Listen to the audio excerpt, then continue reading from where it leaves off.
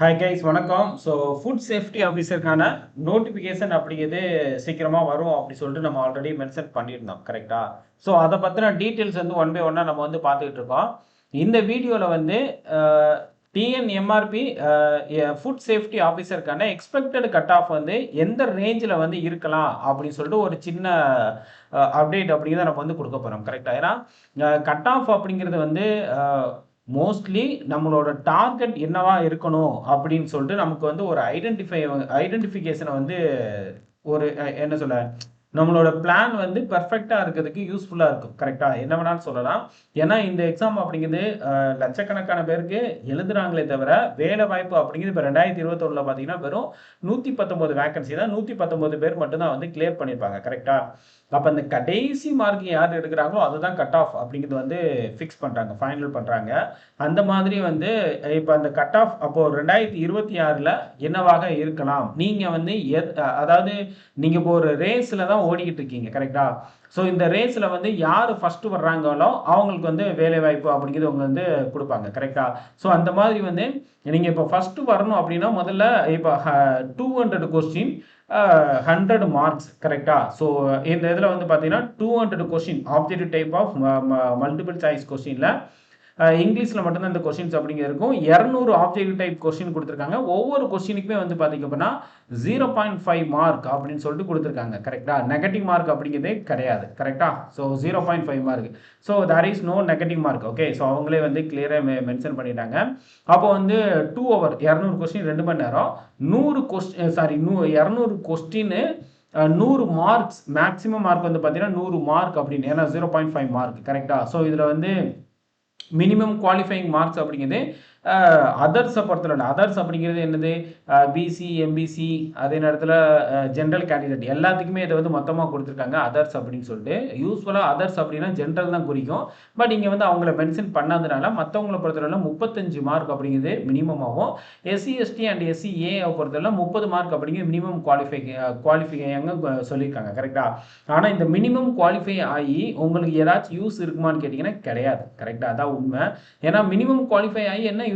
உங்களுக்கு தேவை என்னன்னா அந்த 119 பேர் இப்போ இந்த டைம் வந்து வேகன்சி அப்படிங்கிறது ஒரு 143 ப்ளஸ் அப்படின்னு நம்ம வந்து சொல்லியிருக்காங்க. அப்படின்னா 143 பேருக்குள்ள ஒருத்தரை வந்தால் தான் உங்களுக்கு வந்து வேலை வாய்ப்பு கரெக்டா. அப்போ நீங்கள் வந்து minimum cut off minimum mark எடுத்து எந்த யூசஸுமே கிடையாது. ஆனால் நீங்கள் அந்த 143 வேகன்சி கொடுக்குறாங்கன்னா அந்த ரேஞ்சுக்குள்ளே வரணும் கரெக்டா. அப்போ வந்து கட் ஆஃப் அப்படிங்கிறது ஹையாக தான் இருக்கும் உங்களுக்கு எப்போதுமே. ஏன்னா இது வந்து ஒரு மாஸ் எக்ஸாம் அப்படிங்கிறது கிடையாது கரெக்டா. ஏன்னா வருஷம் வருஷம் கண்டக்ட் பண்ணுறது அப்படின்னு கிடையாது. கிட்டத்தட்ட 2021 அப்புறம் ஓகே. ஸோ 2021 அப்புறம்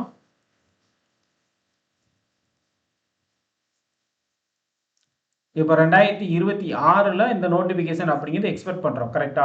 ஸோ 2021 நோட்டிஃபிகேஷன் பப்ளிஷ் பண்ணும்போது 2022 தான் எக்ஸாம் கண்டக்ட் பண்ணியிருக்காங்க. 23 தான் அதுக்கான ரிசல்ட்டும் பப்ளிஷ் பண்ணியிருக்காங்க கரெக்டா. இப்போ 2026 இந்த நோட்டிஃபிகேஷன் எக்ஸ்பெக்ட் பண்ணும்போது நியர்லி 5 வருஷம் ஆயிடுச்சு. ஸோ 5 வருஷம் கழிச்சு தான் இந்த நோட்டிஃபிகேஷன் அப்படின்னு வருதுன்னா அதுக்கான காம்படிஷன் அப்படிங்கிறதும் ஹெவியாக இருக்கும் கரெக்டாக. இந்த மாதிரி நிறையா ஃபேக்டோரியஸ் அப்படிங்கிறது இருக்குது. இதெல்லாம் வந்து யோசிச்சு தான் நம்ம வந்து ஒரு ப்ரெடிக்ட் அப்படிங்கிறதே பண்ண முடியும். உங்களோட பிளான் அப்படிங்கிறதும் அதுக்கு தகுந்தாப்புல இருக்கட்டும் அப்படிங்கிறது தான் என்னோட மோட்டிவ் கரெக்டா. ஏன்னா இப்போ வந்து நீங்கள் ஒரு என்ன சொல்ல உங்களோட கோல் எதுன்னே தெரியாமல் நீங்கள் வந்து ஓடிக்கிட்டு இருந்தீங்க அப்படின்னா நீங்கள் கடைசி வரைக்குமே வந்து ரேஸில் ஓடுற மாதிரி இருக்கும். பட் ஆனால் ஜெயிப்பீங்களா அப்படின்னு சொல்லிட்டு ஒரு டவுட் கரெக்டாக. ஸோ அதனால தான் எந்த ரேஞ்சுக்கு மேலே நீங்கள் வந்து மார்க் ஸ்கோர் பண்ணணும் அப்படிங்கிறது. இது வந்து TNMRB medical service recruitment board release பண்ண அஃபிஷியலான கட் ஆஃப் பிடிஎஃப் வந்து நான் இங்கே வந்து கொடுத்துருக்கேன் கரெக்டாக. இங்கே notification number okay. So notification number okay. So 2021 release பண்ண ஃபுட் சேஃப்டி ஆஃபீஸருக்கான நோட்டிஃபிகேஷனோட கட் ஆஃப் வந்து இங்கே நம்ம பார்க்குறோம் கரெக்டாக. ஸோ எப்போது 2023 2022 கண்டக்ட் பண்ண எக்ஸாமுக்கு 2023 பிப்ரவரியில் ரிலீஸ் பண்ணியிருக்காங்க ஓகே. ஸோ அதோட கட் ஆஃப் அப்படிங்கிறது வந்து பார்த்தீங்க அப்படின்னா marks of the last candidate called for the certificate verification கிளியராக கொடுத்துருக்காங்க பாருங்க. அதாவது ஃபர்ஸ்ட் மார்க் அப்படிங்கிற கட் ஆஃப் கிடையாது. கடைசி அந்த 119 வேகன்சி அப்படின்னா கடைசியான யார் இருக்காங்களோ அவங்களோட ஸ்கோர் தான் வந்து கட் ஆஃப் அப்படின்னு ஃபிக்ஸ் பண்ணுறாங்க கரெக்டாக. So last candidate of the certificate verification கரெக்டா. சர்டிஃபிகேட் வெரிஃபிகேஷனுக்கு கடைசியாக கூப்பிடப்பட்ட நபரோட மார்க் அப்படின்னு சொல்லிட்டு இங்கே வந்து மென்ஷன் பண்ணியிருக்காங்க. ஒவ்வொரு ரிசர்வ்டு கேட்டகரியும் இது வந்து சேஞ்ச் ஆகுது. எப்போதுமே வந்து நீங்கள் இப்போ ஃபார் எக்ஸாம்பிள் நீங்கள் வந்து இப்போ தான் நீங்கள் வந்து படிக்க ஆரம்பிக்கிறீங்க, எக்ஸாம் இன்னும் கண்டக்ட் பண்ணலை அப்படிங்கிற பட்சத்தில் ஃபுல் ஃபஜ்ஜாக இறங்கி இந்த ஒரு ஜென்ரல் கேட்டகரியில் நம்ம வந்து உள்ளே போகணும் அப்படிங்கிற மாதிரி உங்களோட கட் ஆஃப் அப்படிங்கிறது எய்ம் அப்படிங்கிறது இருக்கணும் கரெக்டாக. எப்போதுமே நமக்கு தான் இந்த ரிசர்வேஷன் பிசி இருக்குது, எம்பிசி இருக்குது, எஸ்சி இருக்குது, எஸ்டி இருக்குது, அந்த ரிசர்வேஷனுக்குள்ளே கிடைச்சா போதும் அப்படிலாம் எப்போயுமே எந்த எக்ஸாமுக்கும் யோசிக்கவே கூடாது கரெக்டாக. நீங்கள் போனால் ஜென்ரலில் போகணும் அப்படின்னு நீங்கள் எய்ம் பண்ணும்போது நல்லா ப்ரிப்பேர் பண்ணுவீங்க கரெக்டாக. அப்போது ஒரு சின்ன மிஸ்டேக்னால ஒரு மார்க் குறைஞ்சா கூட உங்களோட கம்யூனல் கேட்டகரியில் கிடைக்கிறது. நீங்கள் எய்ம் பண்ணுறதே கம்யூனல் கேட்டகரினா அதுக்கும் ஒரு மார்க் குறைஞ்சின்னா ரொம்ப பின்னாடி போயிடும் கரெக்டாக. ஸோ அதனால் எப்போதுமே ஜென்ரல் கேட்டகரியில் மைண்டில் வச்சுக்கோங்க. இங்கே வந்து ஒரு ஜென்ரல் கேண்டிடேட்டாக இருந்தீங்கன்னா, ஜென்ரல் மென்னாக இருக்கிற பட்சத்தில் 74.08 கரெக்டாக. அதாவது ஜென்ரல் மென் இல்லைனா உமனுக்குமே அதே கட் ஆஃப் தான் கொடுத்துருக்காங்க. அப்போ நியர்லி 74.08 அப்படி. ஏன்னா இங்கே வந்து 0.5 மார்க் தான் வந்து ஒவ்வொரு கொஸ்டினுக்கும் வந்து கொடுக்குறாங்க பார்த்தீங்களா. அதனால கடைசி கட் ஆஃப் 100 மார்க்குக்கு 200 கொஸ்டினில் 100 மார்க்குக்கு 74.08 அப்படிங்கிறது வந்து மென்ஷன் பண்ணி இந்த டேட் ஆஃப் பர்த் என்னன்னா அந்த டேட் ஆஃப் சேர்ந்த ஒருத்தர் வந்து கடைசி மார்க்காக இருந்திருக்காங்க. அதனால தான் அந்த டேட் ஆஃப் பர்த் அப்படின்னு சொல்லிட்டு மென்ஷன் பண்ணியிருக்காங்க கரெக்டாக. வேற ஒன்றும் கிடையாது. இப்போ 74.8 அப்படிங்கிறது கடைசி மார்ஜினல் கட் ஆஃபாக இதில் வந்து ஃபிக்ஸ் பண்ணியிருக்காங்க கரெக்டாக. சரி ஓகே. அதே மாதிரி உமனுக்கு பொறுத்தளவில் சேம் ஜென்ரல் கேண்டிடேட் பிஹெச், அதே மாதிரி பிஎஸ்டிஎம்க்கு வந்து பார்த்தீங்கன்னா ஜென்ரல் கேண்டிடேட்க்கு 71 கரெக்டாக. எப்போதுமே வந்து ஸ்பெஷல் கேட்டகரியை வந்து நம்ம யோசிக்கவே கூடாது, ஜென்ரல் கேட்டகரியை மட்டும்தான் நம்ம வந்து யோசிக்கணும் கரெக்டாக. இப்போ வந்து பிசிக்கு பொறுத்தளவில் என்ன வேரியேஷன் இருக்கு, ஒன்றுமே கிடையாது கரெக்டாக. அங்கே வந்து பாருங்களேன், அங்கே 74.08 அப்படின்னா இங்கே வெறும் 74 அவ்வளோதான் இல்லை. அங்கே 74.08னா இங்கே வெறும் 74 ஓகே. உமனுக்கு வந்து இப்போ 73. அதே மாதிரி பிசிஎம்மை பொறுத்தளவில் 74 பாருங்களேன், பிசிஎம்முக்கு அதிகமாக இருக்குது. ஜென்ரல் கேண்டிடேட்டில் 74.08, பிசிஎம் ஜென்ரல் கேண்டிடேட் 74.97 கரெக்டாக. எம்பிசி 73.09 அப்படின்னு கொடுத்துருக்காங்க. அதே மாதிரி எஸ்சிக்கு பொறுத்தளவில் ஜென்ரல் கேண்டிடேட்டுக்கு 70 அப்படின்னு சொல்லிட்டு மென்ஷன் பண்ணியிருக்காங்க கரெக்டாக. ஸோ 70. அதே மாதிரி எஸ்சிஏயை பொறுத்தளவில் ஜென்ரலுக்கு 68.44, எஸ்டிக்கு வந்து ஜென்ரலுக்கு 66.58 கரெக்டாக. ஸோ அப்போது இங்கே பாருங்கள், இந்த இதில் வந்து அதாவது பிசி, எம்பிசி, எஸ்சி, எஸ்டி இதுல எல்லாம் யாருமே வந்து பிஎஸ்டிஎம் கேண்டிடேட் அவைலபிளாகவே இல்லையா அந்த 2021 நோட்டிஃபிகேஷனில் வந்தப்போ. ஏன்னா இது ரிசர்வேஷன் படி பார்த்தீங்கன்னா 20% கொடுக்கணும். ஆனால் இதில் அவைலபிள் இல்லாதனால அப்போ என்ன சார் பண்ணுவாங்க அப்படின்னா ஜென்ரல் கேண்டிடேட்கே அலாட் பண்ணிடுவாங்க கரெக்ட். இப்போ மென் பிஎஸ்டிஎம், உமன் பிஎஸ்டிஎம் அப்படின்னு இருக்கும். மென்ல பிஎஸ்டிஎம் யாருமே இல்லாத அப்படின்னா ஜென்ரல், அதாவது இப்போ ஃபார் எக்ஸாம்பிள் வந்து இப்போ எஸ்சி பிஎஸ்டிஎம்ல வந்து யாரு மென், எஸ்சி மென் பிஎஸ்டிஎம் யாருமே இல்லை அப்படின்னா இந்த பிஎஸ்டிஎம் மென் பிஎஸ்டிஎம்ல கேட்டகரியில் யாருமே இல்லைன்னா எஸ்சி ஜென்ரல் மென்னுக்கு வந்து கொடுத்துட்டு போயிட்டே இருப்பாங்க கரெக்டா. இல்லை அதே நேரத்தில் எஸ்சி உமன் பிஎஸ்டிஎம்க்கு வந்து ஒரு ரிசர்வேஷன் அலாட் ஆகிருக்கு, ஆனால் அதில் கேண்டிடேட்டே இல்லை அப்படின்னா எஸ்சி ஜென்ரல் உமனுக்கு கொடுத்துட்டு போயிடுவாங்க கரெக்டா. சிம்பிள். அதை தான் இங்கே வந்து மென்ஷன் பண்ணிக்காங்க. அதனால தான் இதில் வந்து அந்த பிஎஸ்டிஎம் கேட்டகரி அப்படிங்கிறது மென்ஷன் பண்ணலை. ஸோ அப்போ யூஸ்வலாக உங்களோட இது உங்களோட தாட் என்னவாக இருக்கணும் அப்படின்னா 74.08 அப்படிங்கிறது உங்களுக்கு. அதே மாதிரி பிசிஎம்மில் இதை விட அதிகமாகவே கொடுத்துருக்காங்க கரெக்டா. பிசிஎம்முக்கு 74.09 அப்படிங்கிறதே இருக்கு. உங்களோட cut off marginal cut off அப்படிங்கிறது 74 அப்படிங்கிறது இருக்கலாம் கரெக்டா. சரி ஓகே சார், இது வந்து 119 வேக்கன்சி கரெக்டா. ஸோ 2021 ஃபுட் சேஃப்டி ஆஃபீஸருக்கான நம்பர் ஆஃப் வேக்கன்சி 119 கரெக்டா. ஸோ அந்த 119க்கு இந்த கட் ஆஃப் அப்படின்னா இப்போ வந்து 143.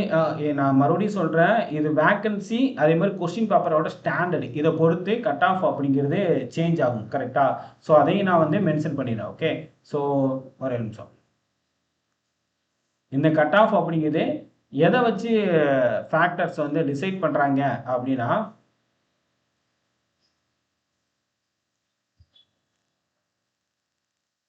3 விஷயம் இருக்குங்க ஓகே. ஃபர்ஸ்ட் விஷயம் எது ரோல் பிளே பண்ணும் அப்படின்னா வேக்கன்சி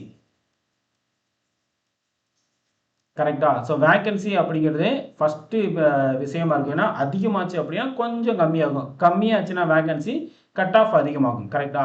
அதே மாதிரி கொஸ்டின் பேப்பரோட ஸ்டாண்டர்டு. ஓகே.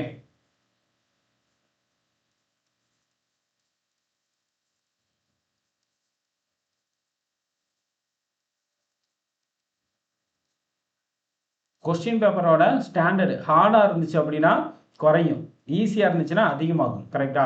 அதே மாதிரி எத்தனை பேர் வந்து அப்பீர் ஆகுறாங்க. கரெக்டா? Number of aspirant. Okay.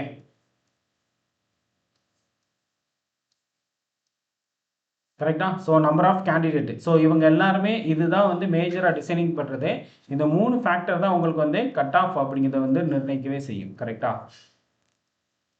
So இப்போ ஃபைனலாக இந்த வேக்கன்சி அப்படிங்கிறது 143+ அப்படிங்கிறது நமக்கு வந்து எக்ஸ்பெக்ட் பண்ணியிருக்கோம். கரெக்டா? ஸோ இது வந்து எக்ஸாக்டாக நமக்கு வந்து தெரியாது. ஓகே. ஸோ நமக்கு கிடைச்ச தகவல் படி பார்த்தீங்கன்னா இப்போதைக்கு அப்ராக்சிமேட்டாக ஒரு 143+ வேக்கன்சி அப்படிங்கிறது அப்ராக்சிமேட்டான வேல்யூவே தவிர மற்றபடி நம்மளால எக்ஸாக்டாக சொல்ல முடியாது. கரெக்டாக? அதே மாதிரி கொஸ்டின் பேப்பர் ஸ்டாண்டர்டு நமக்கு தெரியாது.